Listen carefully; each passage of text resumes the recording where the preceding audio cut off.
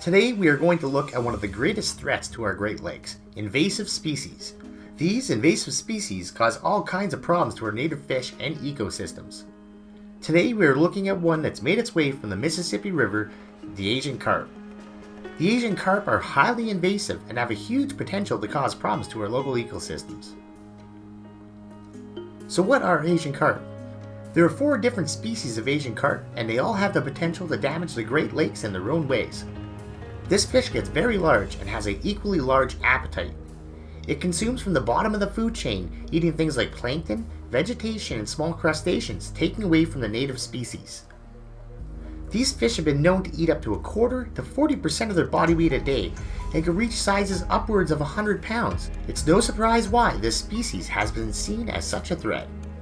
There are 4 types of Asian carp mentioned: the bighead, silver carp, the grass carp, and the black carp. These fish are native to some parts of China and Russia. So you must be wondering, how did they get here? In 1970s, they were brought to southern United States to stock aquaculture and sewage treatment ponds. They were used by pond keepers and fisheries to control excessive vegetation, growth, and algae. Little did we know that we would have massive flooding in the 90s, giving these fish a chance to escape in the Mississippi River Basin. Since then, they've been eating their way northwards towards Canada. So let's take a look at how much they've spread over the years.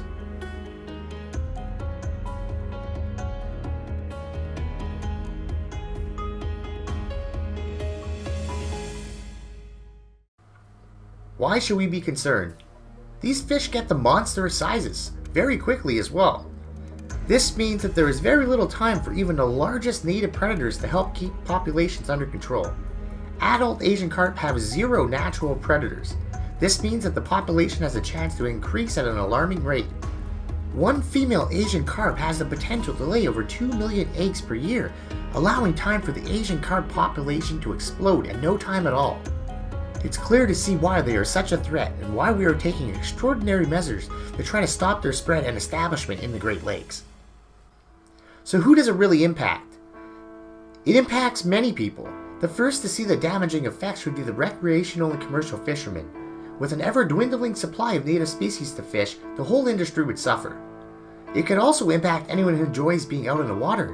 If silver carp become established in our Great Lakes, it would lead to multiple injuries and damage to equipment, as they can literally jump out of the water when startled. They can leap an astonishing 10 feet, and considering they are not small fish, it can pose quite a safety risk. So what are we doing about it? There are many great minds already hard at work in both Canada and the United States to stop the spread and prevent the establishment of Asian carp in our Great Lakes. Various methods are being used to protect against these fish. The unified method is one approach being taken by the Illinois Department of Natural Resources. It involves combining multiple tools such as gill and trammel nets to capture silver and bighead carp in mass numbers. Over a 2-week period, nearly 100,000 pounds of these 2 types of Asian carp were removed from the waterways. They are seeing a visible reduction in population of these species using this method.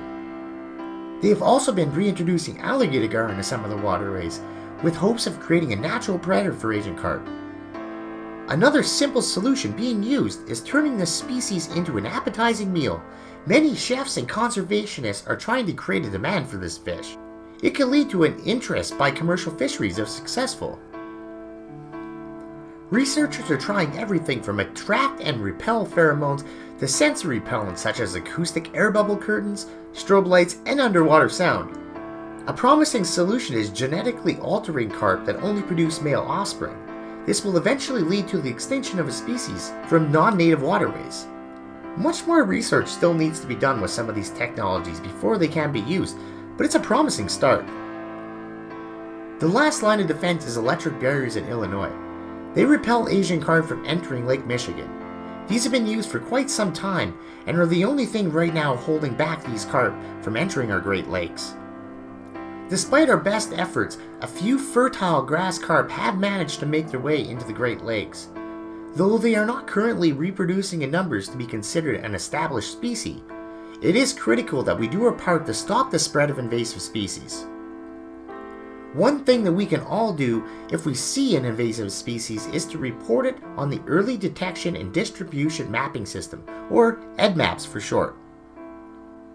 Should you catch an Asian carp, it's important not to return to the waterways and report relevant information to the appropriate sources. The EdMaps app to report sightings can be easily downloaded from the Apple and Google Play stores. It's important that we all do our part in protecting the Great Lakes for generations to come. If we take no action, the Great Lakes we know today will become drastically different tomorrow. The species native to our waterway will become forced out and will become increasingly scarce. As fish keepers, we need to stock responsibly and dispose of fish in appropriate manners. It's important not to add non-native species to our waterways when disposing of your pets. They have the potential to impact our environment. Whether you're an aquarium hobbyist or just someone who enjoys spending time on the waterways, it's important to always report invasive species sightings. We must all do our part to keep species like Asian carp from becoming established in our Great Lakes. Once they become established, the waterways we know today will never quite be the same. So we're going to leave you with a real-life example we found on the impacts of infertile grass carp on a small lake environment. This is the story of Lake Catch a Big One. Back in 1987, Lake Catch a Big One had an abundance of weeds and algae that covered almost as much as 25% of the water surface at times. The fishing in the lake was memorable. Largemouth bass, large bluegill, large yellow perch that would not disappoint the finest fishermen. A beautiful place to jump in and go for a swim. But the one thing that was always a bother was the weeds and algae.